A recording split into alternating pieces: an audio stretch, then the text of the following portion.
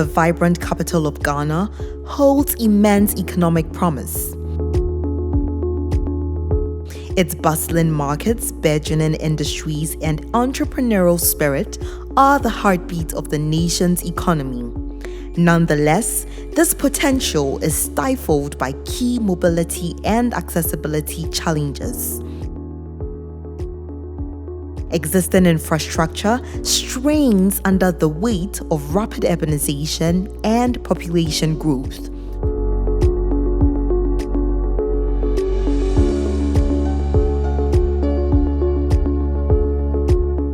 Workers spend precious hours stuck in traffic instead of contributing to the economy. In this context of uncontrolled motorization, the vulnerable suffer the most.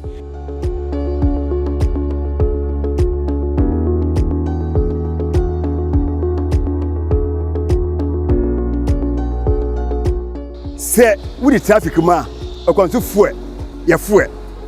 Two, and my only pediano, because when I see break so, what we be a working, and my own bread. And Chebia Buhona, as a so cultural. We are easy, why, oh, Nina Cajon, forcing the intimacy. Now, where the traffic miss, special over Casua here. Casua, how many hours let's say would you for her to Casua? Casua, why do you suffer 45 and I say, saying, and so Casua say, no, special, no, the 2 hours, 5, every day, 2 hours, 30 minutes. And they do to Casua. How? SECO any bar. And I feel if you want a mono, not a bar piece, any air done and one, castle it down and one qua. Nasadi one bar piece, Sadi Asha bar piece, Nasadi Asha bar piece, any natural, Kuna can't get one. And to me, and your baby, I am fat. Because one time, you let me come where a Michelle came, who said Carba, and my many failing me, it's my son failing, my suit sharp Secaba, let me join the call center. Me join at once, come between one championship no for yet. Oh, the situation there, if I say that is good and I lie, it's not good at all. Sometimes people will be there finding car to go to their various places. They will not get car. Maybe the car will come, it will be full. Later on, like every time before they'll get car to their various places. That's the problem that we face for there.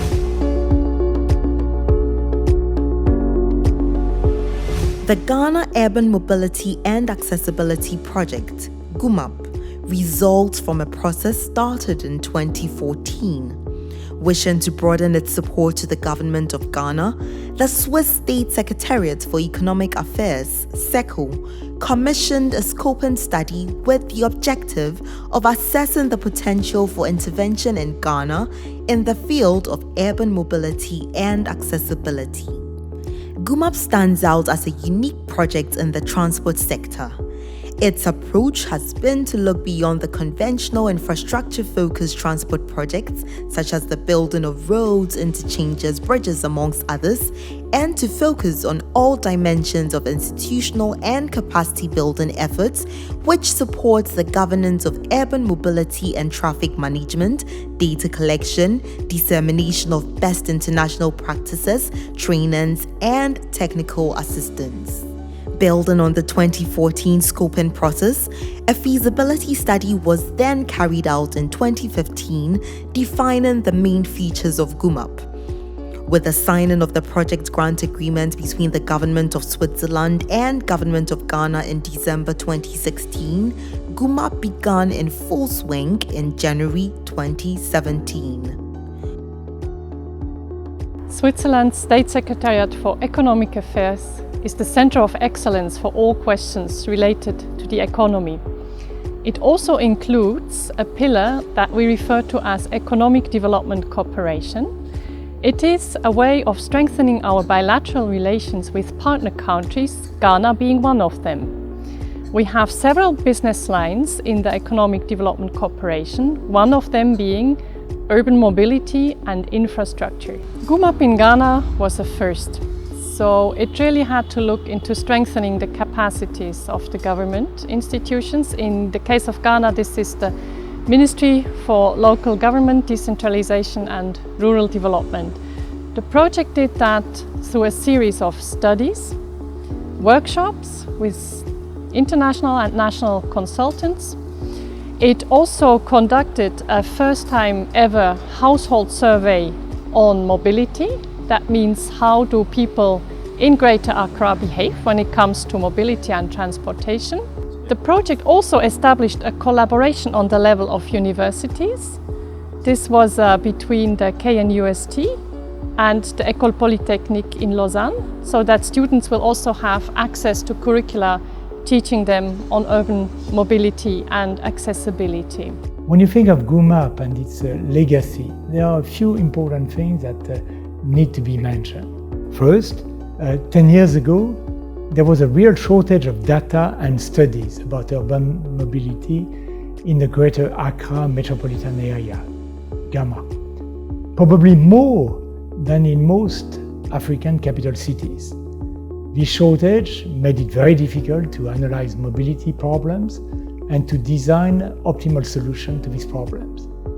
It was one of GUMAP's main objectives to remedy this shortage. Second, there was also the prospect that the links with the international community in urban mobility would be cut, since the main Ghana urban transport project, financed by the World Bank and the French AFD, was being completed. So it was also a key objective of GUMAP to ensure that the links with the international practitioners be maintained. And third, let me emphasize that the institutional context was and remains quite unique. Indeed, Ghana has strongly promoted the decentralization of state responsibilities. More than in most countries in Africa, urban mobility is in Ghana the responsibility of local governments. This is a far-sighted policy.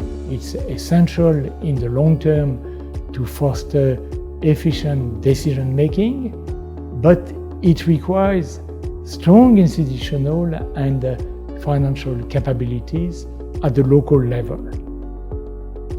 In addition, it makes it difficult to address issues which concern multiple jurisdictions, like the organization of public transport and the planning of the road network. So these are difficulties that remain to be addressed in GAMA. I think that everybody involved in the sector was highly conscious of these obstacles and welcomed GUMAP as a means to begin to address them. There was a lot of interest and contribution in the preparation of GUMAP. It's fair to say that this preparation was highly participatory and that the project design reflected the common view of key stakeholders, notably regarding capacity development, studies and data collection. So, since 2017, the implementation of GUMAP has followed the initial plan quite rigorously, in fact, and a lot of work has been done. The accomplishments have been many. A lot of data and analysis have been produced. A lot of potential improvement in public transport and traffic have been conceived. A lot of information on best practices in other middle-income countries have been disseminated. Some of the studies, like the household transport survey or the large-scale traffic data collection, provided a huge volume of information and will be essential to monitor developments in urban mobility in the future. But beyond this, GUMAP has helped practitioners develop their own knowledge and build shared views on action that need to be taken.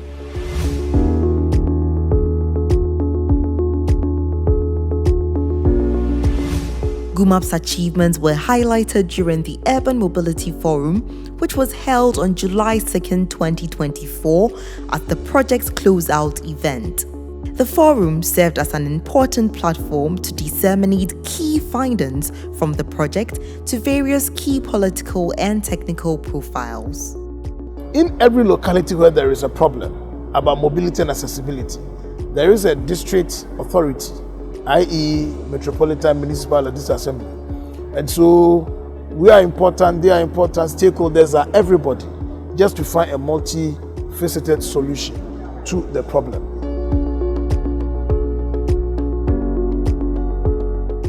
At the time when the GUMAP came in, the Transport Department had just started working with very little capacity to handle the extended mandate. The mandate of the Transport Department extended beyond what we had under the UPTUs. But then capacities to handle the extended mandate was a bit lacking. So we saw GUMAP as very timely in terms of providing us with capacity to perform. What GUMAP did that was actually very instrumental was that the training was diverse. We had steady tours to other parts of the world to expose us to mobility issues. Topmost was mobility planning, public transport planning, among others. So we think that GUMAP came in very handy to address a lot of capacity gaps. We in TEMA, for instance, were very fortunate to have the freight studies conducted mainly within the GAMA. But you know, TEMA is the hub of freight. And so we saw the issue of freight to be very fundamental to our public transport environment. The relationship between the freight transport and the public transport in general, we think that the studies was actually very good for us to actually deploy. Before GUMAP came in, the indicators for assessing the assemblies were totally bereft of anything mobility. There was no mobility indicator. But then through the instrumentality of GUMAP, a few mobility indicators were actually inserted into the entire performance tool. And we think that that's very good.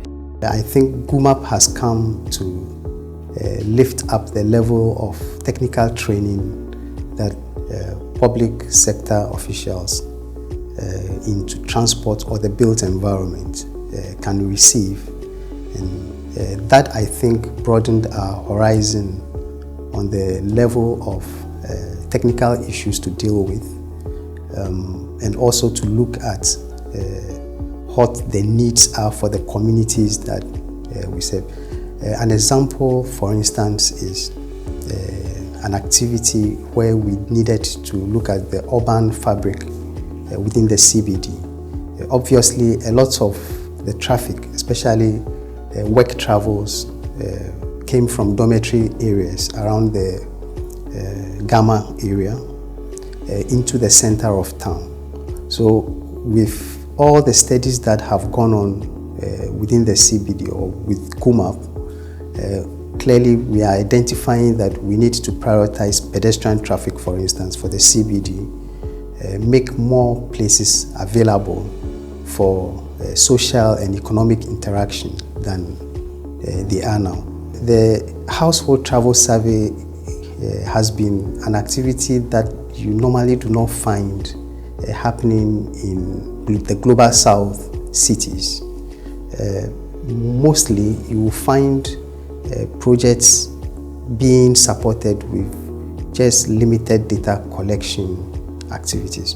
But this is more to the scale of a census. And I think what this does is to also look at the need for transport with people living within Gamma beyond the periods when they are actually traveling.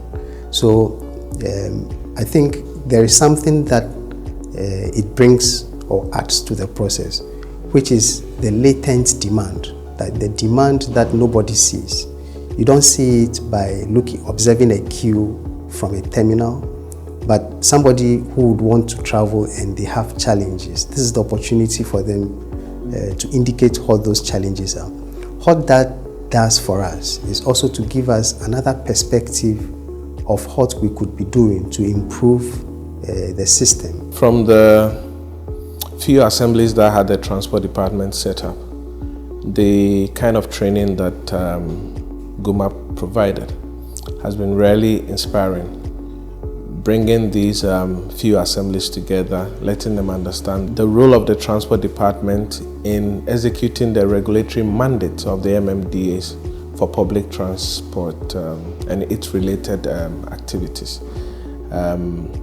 With all the resource persons, the kind of training that were put together, I believe we've been very much enlightened about how to go about with all these regulatory activities.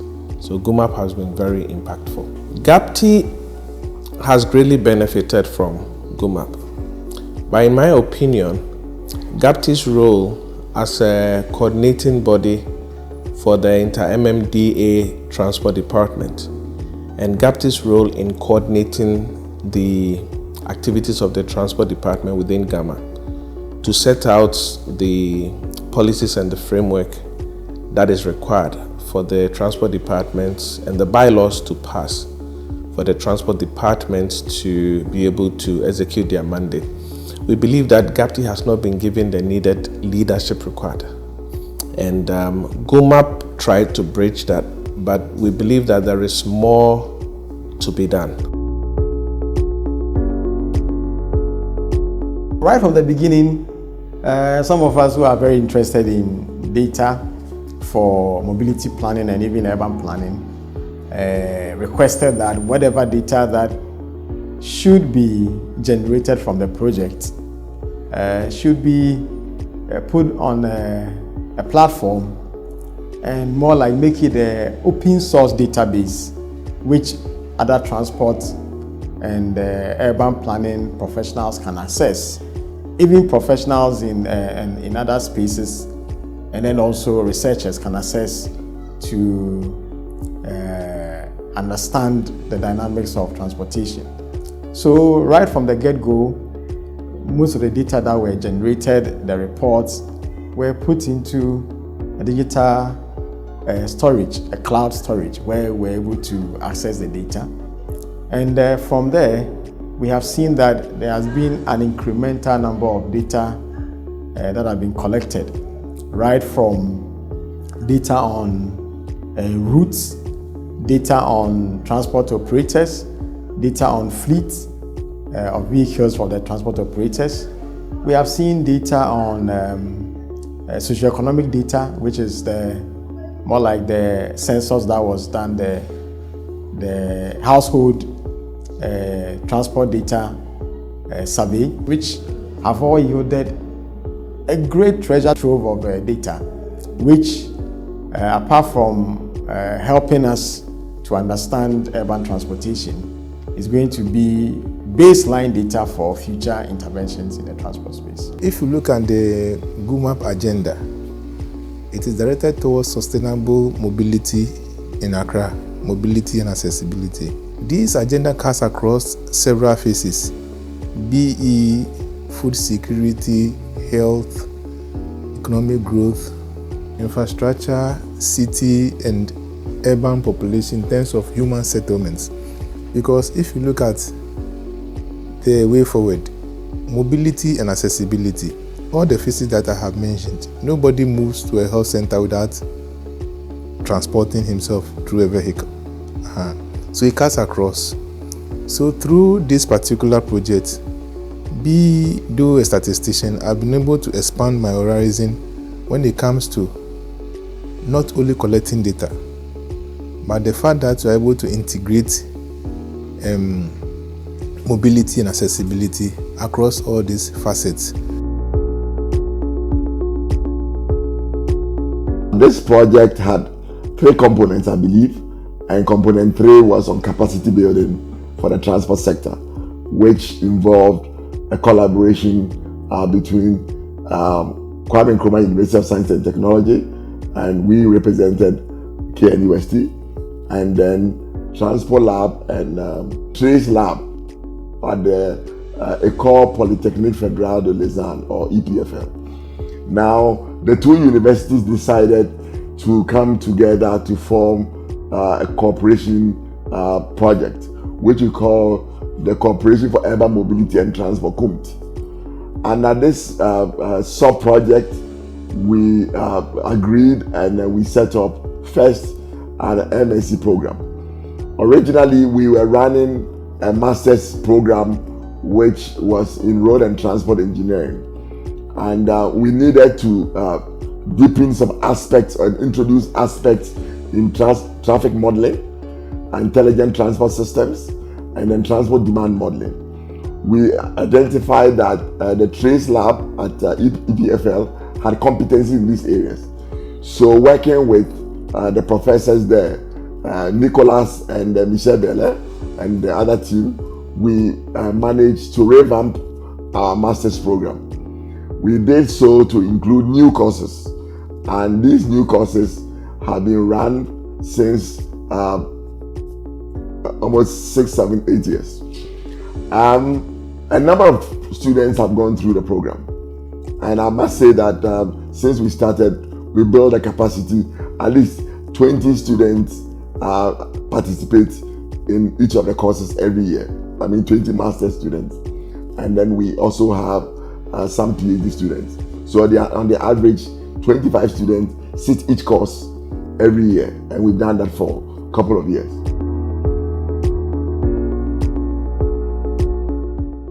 To complement institutional strengthening and capacity building efforts, small-scale demonstrative projects are being implemented at 6 locations in the Greater Accra metropolitan area. These are Mambo Junction at Soweto in the Ga Central Municipal Assembly, Otublohum Obibini intersection in the Accra Metropolitan Assembly, Babayara Padmore intersection in the Tema Metropolitan Assembly, 3 Junction at Amasaman in the Ga West Municipal Assembly,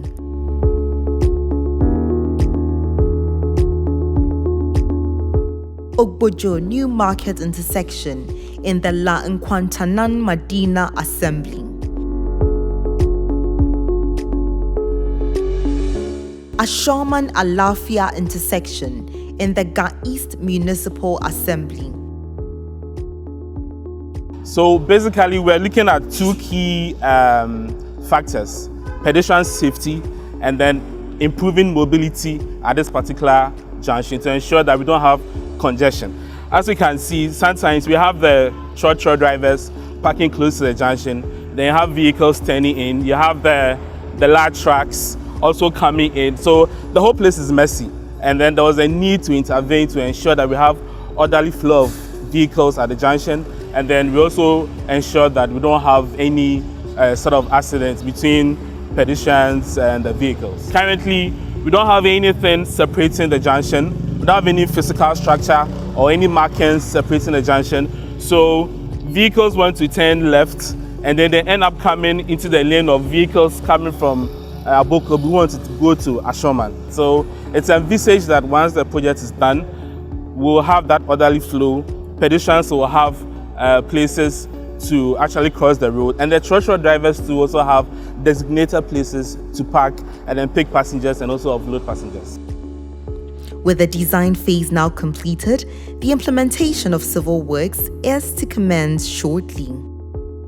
For urban roads, we have also been able to, for the third component, which is the investment measures, the knowledge that we have gained, we are going to do a hands-on activity by procuring contractors to be able to put down the measures that the traffic management measures on ground.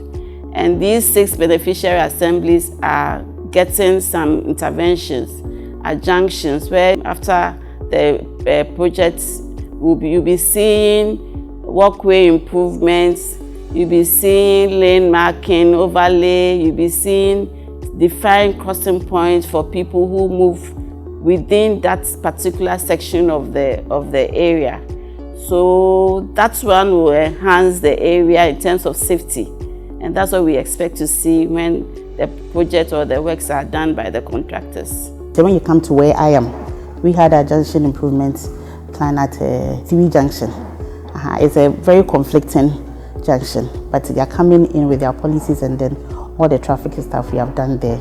That is what we seek to do, and it's one of the things they have done. Linking theory and practice was critical for this project, and that is what resonates with me very well. The KNUST factor students graduated with urban tailor-made courses. It's a unique thing that had happened, and we are going to pursue it to ensure that there's a partnership between academia and practice to ensure that the issues of urban mobility and in general urban development are dealt with this current or modern tools in urban planning. Accra is growing very fast. In fact, demographically and economically, it has an impact in terms of mobility. From the studies we have conducted under Ghana Urban Mobility and Accessibility Project, we have seen that the number of trips per day will be multiplied by 2 by 2035. So there is a big challenge for Ghanaian authorities to manage that mobility growth. The thing is, how can we deal with those trips? The car-centric approach is not a solution, it's a dead end. There is a need to implement a multimodal system. So the challenge for Accra metropolitan area in the coming 10 years is to plan a new transport system with, as a backbone, a mass transit system. It could be bus rapid transit or railways that will help people to move, to commute to Accra city center. And public transport is not the only solution. We have to develop here some streets that will allow people to walk easily when they have some short distance trips to make. And for the moment in Accra, it's not yet easy to move by walking in the streets. Cycling is also important. In fact, you could, in 15 minutes, cycle 4 kilometers very easily in some cities. And you have now some African cities developing cycling policies also in order to solve mobility issues of people. And then, of course, the traffic should be managed in order to, let's say, to calm down the traffic, to reduce the pollution, to reduce the speed, and to facilitate the share of spaces between pedestrians and vehicles. The preparation for tomorrow must start today. GUMAP has contributed its quota to laying a solid foundation towards a much-needed urban mobility vision and strategy for Accra. Beyond GUMAP, however, there is the need to continue tireless efforts towards strengthening the governance framework, which is required to fund and sustain the implementation of an urban mobility master plan and integrated multimodal action plan to improve urban mobility for Accra. The time to act is certainly now.